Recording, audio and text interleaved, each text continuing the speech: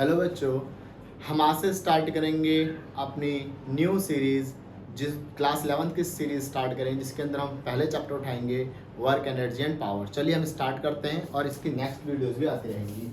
तो according to CBSE ये chapter है chapter number 5, work, energy and power. Work, energy and power ये chapter है। इसके अंदर हम सबसे पहले स्टार्ट करते हैं वर्क, कि वर्क क्या होता है। Hashtag work. पहले वर्क समझते हैं, वर्क क्या होता है, ठीक है ना। तो बच्चों वर्क क्या होता है, it state that when we apply force and object, force on object and object move in the direction of applied force and object move in the direction of applied force, then work is said to be done.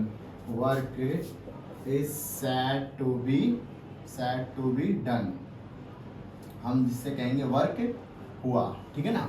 तो work क्या होता है, जब हम किसी object पर force लगाते हैं और उस फोर्स लगाने की वजह से ऑब्जेक्ट कुछ डिस्टेंस मूव करे तब हम कहते हैं काम हुआ, तब हम कहते हैं वर्क हुआ, ठीक है।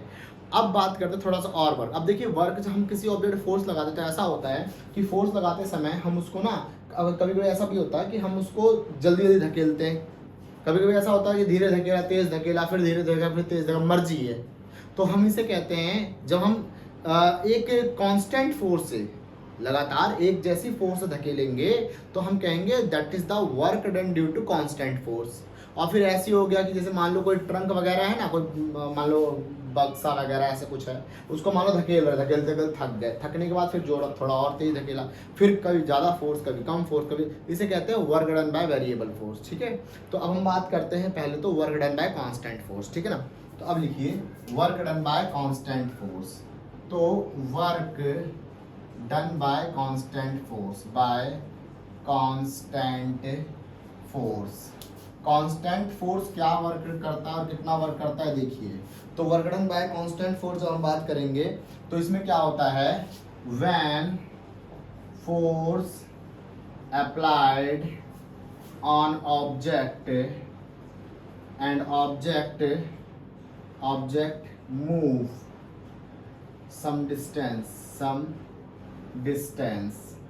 बहुत आसान है, कोई इसमें प्रॉब्लम नहीं है, रॉकेट साइंस ने इसके अंदर। ये रहा, जैसे मान लो ये फ्लोर है, इस फ्लोर पे एक ऑब्जेक्ट रखा, इस ऑब्जेक्ट पे हमने फोर्स लगाया और ये ऑब्जेक्ट हमारा डिस्प्लेस होकर यहाँ तक गया, ये ऑब्जेक्ट डिस्प्लेस होकर यहाँ तक गया, तो हम कहेंगे वर्क हुआ। तो वर्क क्या हुआ बच्चों, फोर्स इनटू में डिस्प्लेसमेंट, ठीक है ना, ये हमारा वर्क हुआ। तो work is equals to force और डिस्प्लेसमेंट, FD। बुक्स FS भी लिखती है तो उसमें कोई दिक्कत वाली बात नहीं है, FS लिखो, FD लिखो, ठीक है, कुछ भी लिखे, ठीक है। ठीक है बच्चों, ये हो गया। अब देखो बेटा, अगर मान लो ये तो ठीक है भाई, मैंने क्या करा, ब्लॉक ऐसे रखा हुआ था और ब्लॉक के साथ ही उसके ऊपर फोर्स लगा दिया। लेकिन अगर कुछ ऐसा हो जाए, ऐसा था, अगर कुछ ऐसा हो जाए, ब्लॉक ऐसे रखा हुआ है और मैं ऐसे फोर्स लगा के मैं कुछ एक एंगल, है ना, फोर्स, इसको लिख देता हूं वर्क डन, या when force act certain angle. अगर फोर्स अब किसी एंगल से लग रहा है, एंगल थीटा, अगर फोर्स किसी एंगल से लग रहा है तो लो भाई, ये हो गया फोर्स किसी एंगल थीटा से और ये रहा इस तरफ, है ना। देखिए अब जो फोर्स है, फोर्स एक वेक्टर क्वांटिटी है। फोर्स क्या होता है भाई, एक वेक्टर क्वांटिटी। अब वेक्टर है तो वेक्टर दो कंपोनेंट में स्प्लिट होता है ना। ये देखिए हॉरिजॉन्टल प्लेन है, ये हॉरिजॉन्टल प्लेन है। अब ब्लॉक को ऐसे खींचा गया, आप भी खुद भी करके देखना, किसी ब्लॉक को अगर ऐसे खींचते हो तो आपकी तरफ आता है ना, चेयर वगैरह खींच के देना, ऐसे खींचो तो आपकी तरफ आएगा। तो ये ब्लॉक शिफ्ट होता हुआ यहाँ पहुंच गया, ब्लॉक शिफ्ट होकर यहाँ पहुंच गया।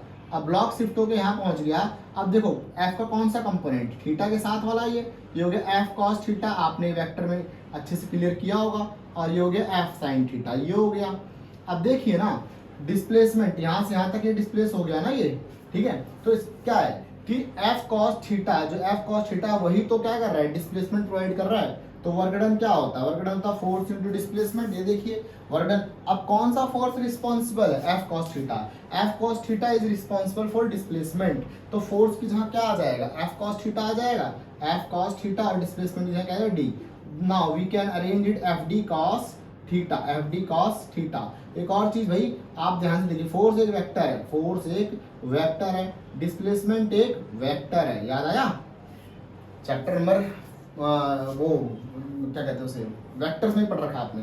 तो फोर्स एक वेक्टर है, डिस्प्लेसमेंट एक वेक्टर है, ये दोनों ही वेक्टर है। अब ये दोनों वेक्टर है, तो अब ये जो बन गया आपका वर्क, अब वेक्टर के बीच में क्या कंपोनेंट है, कॉस का कंपोनेंट आ गया। तो हमने पढ़ रखा है ऐसा कि जब भी वेक्टर के बीच में कॉस का एंगल आता है तो सामने वाली क्वांटिटी होती है वो स्केलर बन जाती है। तो now it will become scalar. तो दो वेक्टर का डॉट प्रोडक्ट, ये डॉट प्रोडक्ट ही तो गया जिसके अंदर एंगल कॉस का है, तो सामने वाला क्या होता है, स्केलर। तो वर्क डन क्या होगा भाई, वर्क डन हो गया स्केलर। वैसे भी देखो बच्चों इसमें ज्यादा कोई रॉकेट साइंस नहीं है, वर्क डन क्या हो गया, स्केलर हो गया।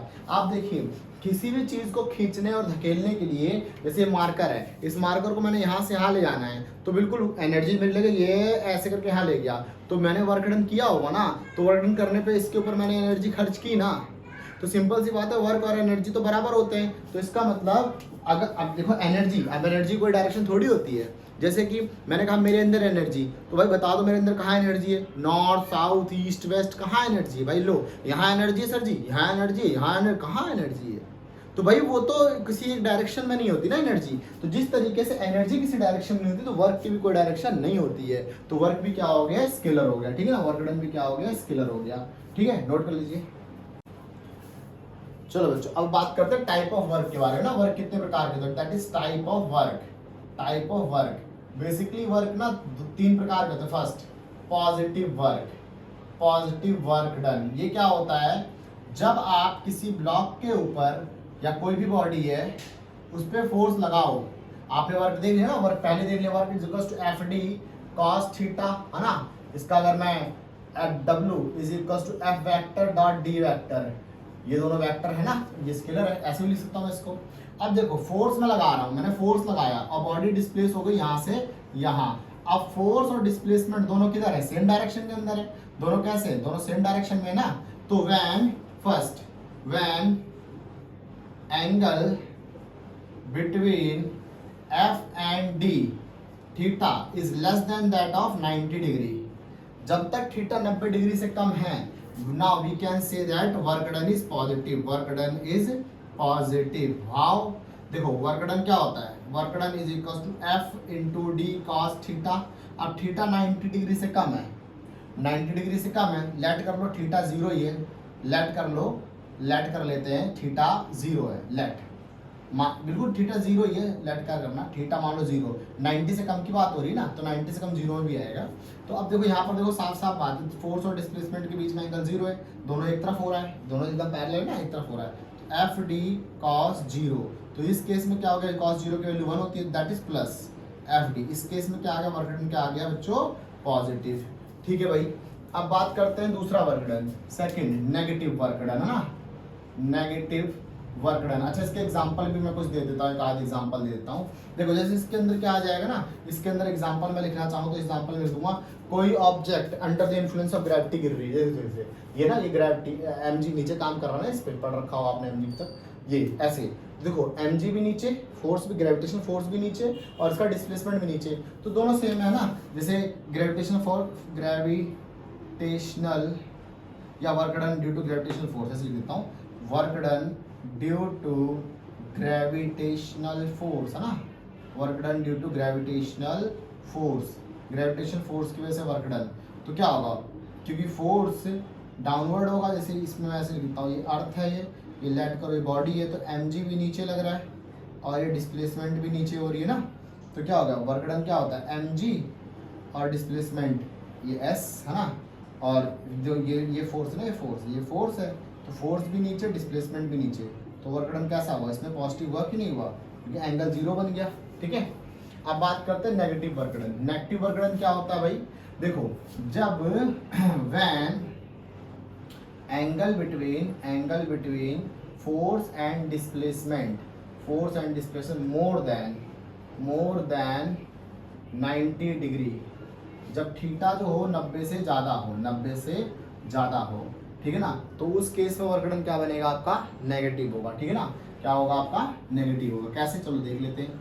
अब थीटा 90 से ज़्यादा है तो हाउ, देखो जैसे अब मान लो walking of man, work done due to friction, जब कोई आदमी वॉक कर रहा है उस समय जो इस पर फ्रिक्शन काम कर रहा है, ये मान लो ये किसी आदमी के अच्छे अच्छे से पैर हैं ऐसे करके, ठीक है ना, ड्रैकुला जैसे, अभी आगे जा रहा है, आगे जा रहा है, तो ये मान लो इस तरफ डिस्प्लेसमेंट आगे जा रहा है, लेकिन फोर्स तो अपना काम कभी नहीं छोड़ेगा ना, फ्रिक्शन फोर्स तो पीछे लगी रहे। अब ध्यान दो, तो फ्रिक्शन फोर्स जो है वो इस तरफ लग रहा है और डिस्प्लेसमेंट जो है वो इस तरफ है, फ्रिक्शन फोर्स इस तरफ, तो एंगल क्या बनेगा, 180 डिग्री बना कि नहीं बना, है ना भाई, greater than 90 angle that is 180 degree, है ना। तो वर्क डन क्या होता है, वर्क डन आपने पढ़ ही लिया, F into D cos theta. अब देखिए एफ डी कॉस 180 डिग्री, अब 180 डिग्री की बात करेंगे तो कॉस 180 डिग्री माइनस होता है, माइनस एफ डी, तो वर्क डन कैसा हुआ, नेगेटिव, किसकी वजह से, फ्रिक्शन की वजह से। तो work done due to friction क्या होता है आपका, नेगेटिव होता है। नोट कर लीजिए फटाफट इसको। चलिए बच्चों, अब हम थर्ड केस की बात कर लेते हैं। Third case, zero work done.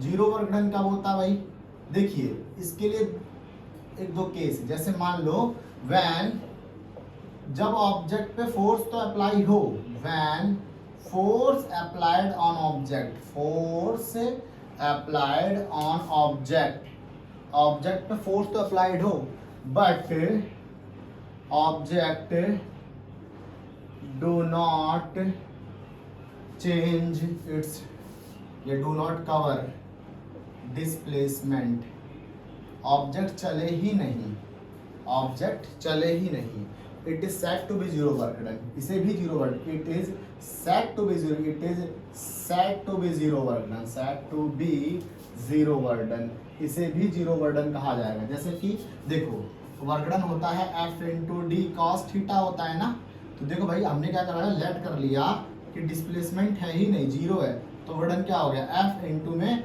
Zero cos theta that is equal to zero.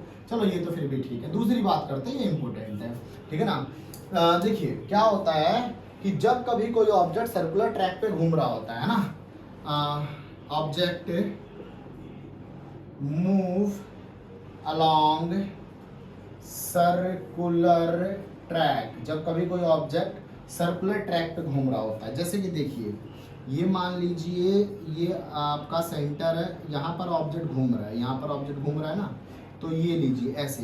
अब जब ऑब्जेक्ट घूम रहा है तो इस तरफ सेंटर की तरफ एक फोर्स लगेगी, उसे कहेंगे सेंट्रीपिटल फोर्स, बिल्कुल सही। जब ऑब्जेक्ट सर्कुलर मोशन होता है सेंटर की तरफ फोर्स लगती है, उसे सेंट्रीपिटल फोर्स कहा जाता है ना, ठीक है। अब देखो हमेशा आपको पता होना चाहिए, एक बात ध्यान रखना कि भाई कोई भी ऑब्जेक्ट अगर सर्कुलर ट्रैक पे घूम रहा है ना, तो हमेशा उसकी कोशिश होती है कि वो अपने टेंजेंट के अक्रॉस चला जाए, हमेशा चाहता है कि वो अपने टेंजेंट की तरफ ही भागे।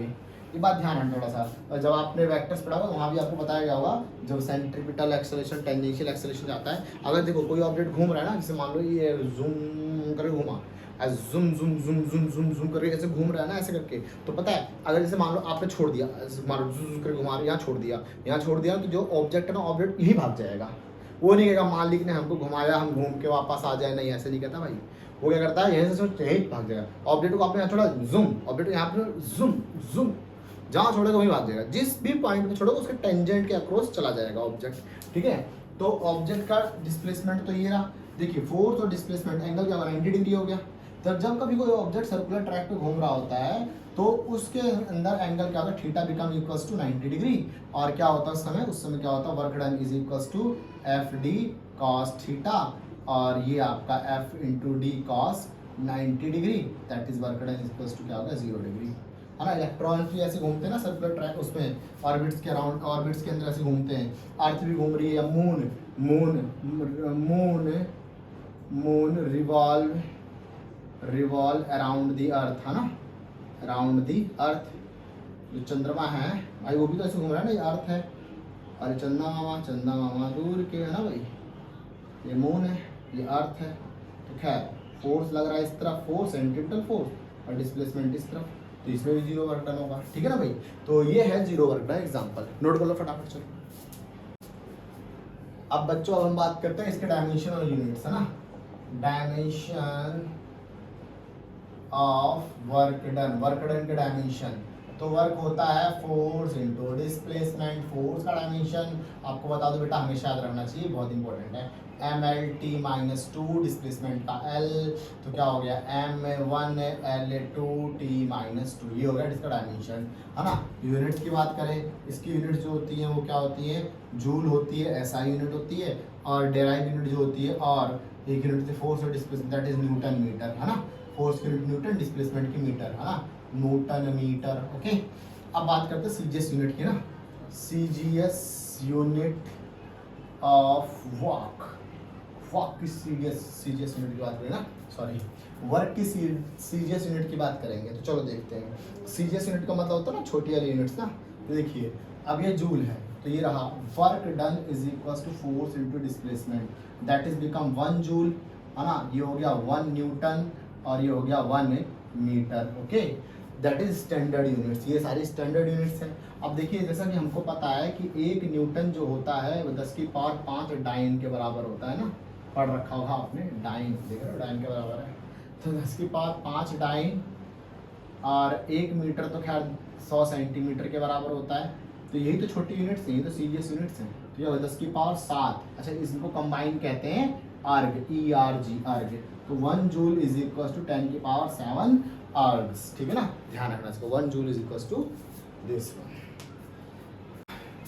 चलिए बच्चों हम नेक्स्ट टॉपिक देखते हैं, work done by variable force. अभी तक तो हमने कांस्टेंट फोर्स से कर लिया था ना, अब हम variable force, work done by variable force, है ना, वेरिएबल फोर्स। वेरिएबल फोर्स क्या वर्क डन करेगा भाई, हम ये देख लेते हैं, ठीक है ना। तो चलिए work done by variable force, तो वेरिएबल फोर्स देखते हैं। ये देखिए ये ग्राफ, ये हो गया आपका डिस्प्लेसमेंट, और इस एक्सिस पे ले लो फोर्स। मान लो आपने कोई भी ऑब्जेक्ट है उसका डिस्प्लेसमेंट ऐसा हुआ, मतलब देखो वेरिएबल फोर्स का मतलब ही होता है बदलता हुआ फोर्स, है ना। तो ये देखिए इसकी इनिशियल पोजीशन और ये इसकी फाइनल पोजीशन, है ना, ये इसकी फाइनल पोजीशन XF। ये अब मैंने निकालना है कि इस पूरे जो देखो फोर्स, देखो ना, इस टाइम इतना फोर्स, इस टाइम इतना फोर्स, इस टाइम इतना फोर्स, बार बार फोर्स बदल रहा है ना भाई, that's why it's called work done by variable force. अब मैं कैसे निकालूं टोटल वर्क डन, नाउ मैं क्या करूँगा, एक छोटी सी इसमें स्ट्रिप काट लूँगा, एक छोटी सी इसमें स्ट्रिप काट लूँगा, उसका डिस्प्लेसमेंट दैट इज dx, है ना। Now small work done required for small displacement, small displacement किसने दिया होगा, एक छोटे वर्क डन ने ही तो दिया होगा। Now we can write it like that, dw is equals to f dx, ऐसे तो हम लिख सकते हैं। देखो छोटा सा डिस्प्लेसमेंट चलने में आपने छोटा वर्क डन लिया होगा, तो dw small work done f dx, ठीक है ना। For total work done, total work done के लिए करो इंटीग्रेटिंग बोथ साइड, ये तो करते हैं ना, इंटीग्रेटिंग बोथ साइड, दोनों तरफ इंटीग्रेट कर दो। जब दोनों तरफ इंटीग्रेट करेंगे तो ये हो जाएगा आपका dw and it is become f dx and initial to final, x initial to final, and it is become like that f dx कि इनिशियली कहाँ पर था और फाइनली कहाँ पर पहुँच गया। ये है आपका work done due two variable force. इसको और भी तरीकों से लिख सकते हैं, लिखने का तरीका इसका ये भी होता है, work done equals to f summation of delta x, summation of delta x और xi टू xf, ऐसे भी आप इसको एनसीईआरटी इस तरीके से भी इसको लिख के दिखाती है। तो खैर इस पे तो न्यूमेरिकल्स वगैरह ज़्यादा आते हैं। तो ये है work done due two variable force, ठीक है बच्चों। तो इस पर जल्दी से न्यूमेरिकल भी देखते हैं, नोट कर लीजिए फटाफट इसको। क्वेश्चन है कि अगर किसी ऑब्जेक्ट पे फोर्स ये लग रहा है तो बताओ वर्क डन 0 से लेकर 5 मीटर तक कितना वर्क डन लगेगा। तो जैसे अपन तो जानते हैं वेरिएबल फोर्स जब होता है तो क्या होता है, dw is equals to f dx, यही कंसेप्ट लगता है, 2 मिनट पहले पढ़ा था अपन ने ना। तो फोर्स क्या लग रहा है, ये लग रहा है, that is 7 minus 2x plus 3x का स्क्वायर। ये अब हमें तो टोटल वर्क डन निकालना है ना 0 से लेकर तक, तो क्या करो आप इंटीग्रेट कर दो, integrating dw is equals to f 7 minus 2x plus 3x square into में dx। कहाँ से कहाँ तक इंटीग्रेट करना है, 0 से लेकर 5 मीटर तक, क्योंकि इन्होंने लिमिट्स दे दी, ठीक है ना। अब ये बन जाएगा dw का w बन जाएगा ये, अब देखो अंदर आ जाएगा ये हो जाएगा 7 dx माइनस में 2x dx, इसका इंटीग्रेशन 0 से लेकर 5, इसका इंटीग्रेशन 0 से लेकर 5, बेटा पता है ना स्प्लिट हो जाता है, जब ना ये मल्टीप्लाई होगा, सबसे मल्टीप्लाई होगा ना, फिर सबका इंटीग्रेशन को अलग अलग स्प्लिट कर दिया जाएगा। प्लस 3x² dx, ठीक है ना, 0 से लेकर 5। अब क्या करो, अब इंटीग्रेशन आपको पता है ना, तो w इज इक्वल्स टू हो जाएगा 7x, दैट इज 7x, इसकी लिमिट 0 to 5 माइनस, अब अपने को इंटीग्रेशन कंसेप्ट पता होना चाहिए कि जितनी पावर होती है, कुछ नहीं तो एक पावर है, उसमें एक जोड़ो और जितना ऊपर उतना नीचे लिखो, तो it will become like that 2x² 2, इसकी लिमिट 0 से लेकर 5 प्लस, अब कंसेप्ट यहाँ भी सेम है, जितनी पावर है उसमें एक जोड़ो और जितना ऊपर है उतना नीचे लिखो, तो अब ये हो जाएगा आपका 3x³ डिवाइडेड बाय 3 और लिमिट देंगे 0 से लेकर 5 तक। अब क्या कर दो, इसको लिमिट अप्लाई कर दो, 7 upper limit minus lower limit minus 0, ये गया दैट इज 5 का स्क्वायर माइनस में 0 का स्क्वायर प्लस ये हो गया 3 से 3 गया 5 की पावर 3 माइनस 0 की power 3। Now it will become like that 7 5 35 minus में 25 एंड 5 3 जा दैट इज 125, हाँ, क्योंकि 5 into 5 is to 5, 25 5 जा दैट इज 125। ओके गुड, तो ये 35 में से गया that is become only 10 plus 125, है ना, ये 10 बचा और ये 120 दैट इज 135 जूल। तो कितना आंसर आया वर्क डन, 135 जूल। देख लो बच्चों, जल्दी नोट कर लो। क्वेश्चन है, अब देखिए ऐसा क्वेश्चन अगर आ जाए ग्राफ के ऊपर, ये देखिए इधर फोर्स और इधर डिस्प्लेसमेंट है, तो देखो एक ना सिंपल सा फंडा हम समझ के रखा करो, कोई भी चीज, जैसे यहाँ पे देखो वर्क डन हो गया फोर्स इनटू डिस्प्लेसमेंट, अगर कोई भी चीज आ रही है, जैसे मान लो acceleration is equals to velocity upon time, तो velocity is equals to acceleration into time हो गया। अब जैसे देखो ये दोनों चीजें मल्टीप्लाई हो रही हैं, चाहे ये दोनों चीजें मल्टीप्लाई हो रही हैं, अगर दो क्वांटिटी मल्टीप्लाई हो रही है और उन्हीं का ग्राफ आ रखा है, जैसे फोर्स और डिस्प्लेसमेंट मल्टीप्लाई हो रखा है, उनका ग्राफ आ गया और आपसे पूछा गया वर्क डन निकालो, अभी इसमें कह दिया calculate work done, calculate work done, तो सिंपल सी बात है, कुछ मत करो, जो ग्राफ है ग्राफ के अंडर का एरिया डाल दो, एरिया अंडर दी ग्राफ। अब इसको सॉल्व करने के लिए कुछ नहीं करना, आसान है, क्या, एरिया अंडर ग्राफ, देखो फोर्स ये रहा, डिस्प्लेसमेंट ये रहा, देखो 1 से लेकर 2, तो कितने का डिस्प्लेसमेंट है, दैट इज नेट 1 का डिस्प्लेसमेंट है, फोर्स कितना है 10 का, तो आंसर टोटल वर्क डन कैसे निकलेगा, total work done we can say that area under किसके अंडर, एपी के अंडर क्या area plus area under PQ भी तो ट्रेपेजियम बन रहा है ना भाई, तो पीक्यू के under area under PQ plus area under QR, ये भी तो ट्राइंगल बन रहा है भाई, शेप तो बनी रहे ना, एरिया अंडर क्यूआर, ओके, और फिर लास्ट में माइनस आरबी, तो आरबी ना दूसरे नेगेटिव एक्सिस में चला गया, तो इसमें जो वर्क डन होगा माइनस में होगा, माइनस एरिया अंडर आरबी। अब क्या, अब कुछ नहीं, अब सबके एरिया निकाल डालो, क्या हो गया, एपी क्या होगा, लेंथ इनटू ब्रेड्थ, लेंथ कितनी है 10, देखो ना लेंथ 10 है, ब्रेड्थ कितनी है 10 इनटू में 1, आसान, प्लस एरिया अंडर पीक्यू क्या है, ये ट्रेपेजियम है, ट्रेपेजियम क्या था 1/2 सम ऑफ पैरेलल साइड कितनी है 10 और ये कितनी है 15, सम ऑफ पैरेलल साइड 10 और 15 इनटू में बेस, ये तो फॉर्मूला होता है, दोबारा ट्रेपेजियम का फॉर्मूला क्या था 1/2 सम ऑफ पैरेलल साइड क्या है, ये वाली, ये और ये दोनों पैरेलल साइड है, दोनों बराबर, दो जोड़ दो, तो ये 10 है और ये कितनी है 15 है, 10 और 15 इनटू में बेस कितना 1 प्लस में इस ट्रायंगल का एरिया क्या होगा 1/2 base that is 1 into height that is कितना 15 माइनस आरबी क्या होगा, ये भी आपका ट्रायंगल होगा दैट इज 1/2 बेस कितना 1 इनटू में हाइट कितनी है 15, तो ये क्या आ गया, खैर ये दोनों सेम हो गया तो खत्म ही हो गया ना, 10 हो गया प्लस में 1/2 10 और ये क्या कितना 25 और ये तो खत्म ही हो गया, ये वाला तो इससे खत्म हो जाएगा ना पूरा, ये तो हटा दो, तो ये आपका हो गया 25 और ये खत्म, ये अगर 22 हो गया, जस्ट 22 नॉट 10 11.5, ये हो गया 22.5 जूल, ये आंसर आ गया, ठीक है ना, वर्क डन। तो बेटा इसके न्यूमेरिकल और एनसीईआरटी के अंदर भी एनसीईआरटी भी सॉल्व कर लीजिए और न्यूमेरिकल कर लेंगे हम इसके। अब हम मिलेंगे नेक्स्ट क्लास के अंदर, इसमें काइनेटिक एनर्जी और पोटेंशियल एनर्जी के बारे में पढ़ेंगे, ठीक है ना, पढ़ते रहिए ध्यान से, ओके बाय।